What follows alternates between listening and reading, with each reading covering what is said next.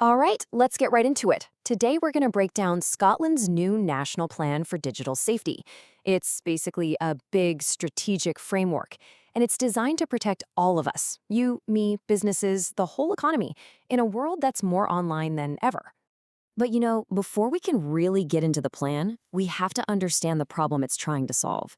And the simple truth is, the digital world that we all rely on every single day is facing some new and frankly much scarier dangers than ever before. And this quote from the head of the National Cybersecurity Center, wow, it just hits you. You know those huge headline-grabbing cyber attacks you hear about? Well, the point he's making is that they're not shocking one-offs anymore. They're becoming the new normal. And it's not just a feeling, there's hard data to prove it.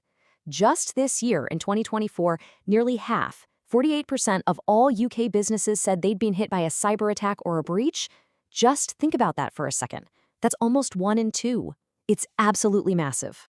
And listen, this isn't some far-off issue for big corporations. This is about our everyday lives.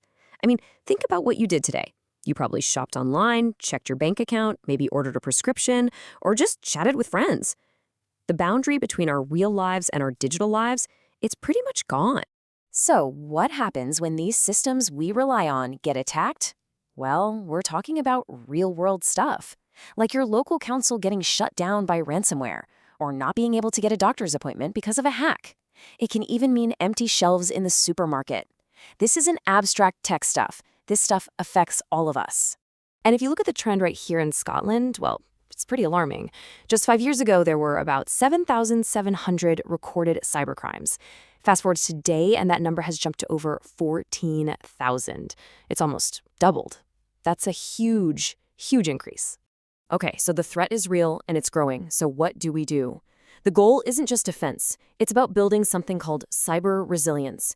And this is a really key idea.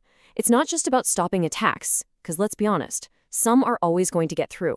It's about being strong enough to take the hit, get back on your feet quickly, and most importantly, learn from it so you're even tougher next time. So we know the problem and we know the goal is resilience. Let's take a look at how this all comes together in Scotland's big vision for the next decade.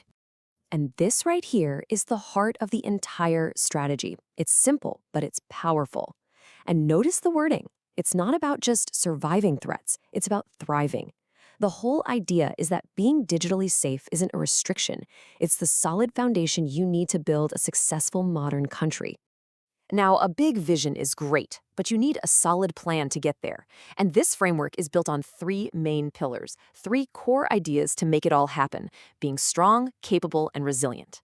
So first step, strong. What does that actually mean? Well, it connects cybersecurity directly to the health of the economy. For Scotland to be economically strong, its digital infrastructure, all the services we use, has to be rock solid and trustworthy. If people and businesses don't have that trust, everything slows down. The second pillar is capable, and this one's all about us. It's about people. Because you can have the most advanced technology in the world, but if people don't have the skills to spot a phishing email or use a strong password, it all falls apart. This is about making sure we all have the knowledge to be that first line of defense. And that third pillar, resilient, brings us right back to that core idea we talked about.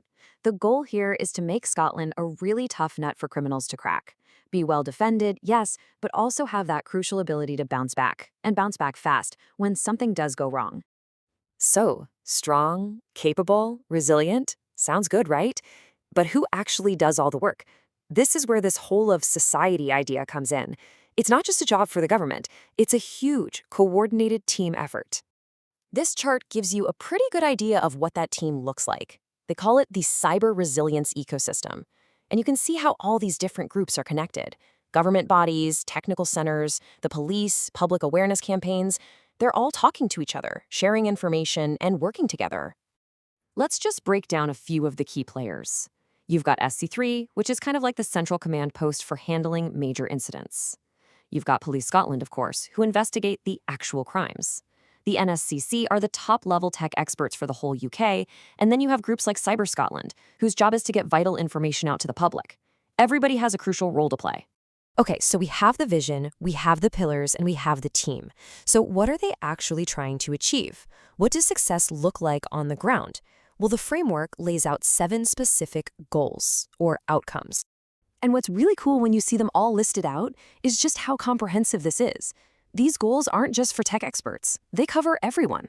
There are outcomes for individuals like you and me, for our public services, for businesses of all sizes, and even for growing the cybersecurity industry in Scotland. It's the whole shebang. And this quote really brings us right back to the central message of this whole thing.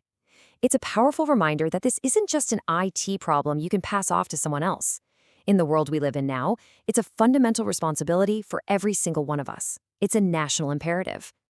So as we wrap this up, the framework really leaves us with this one big question to think about. If making Scotland a digitally secure and resilient nation truly is a mission for everyone, then what's your part in it?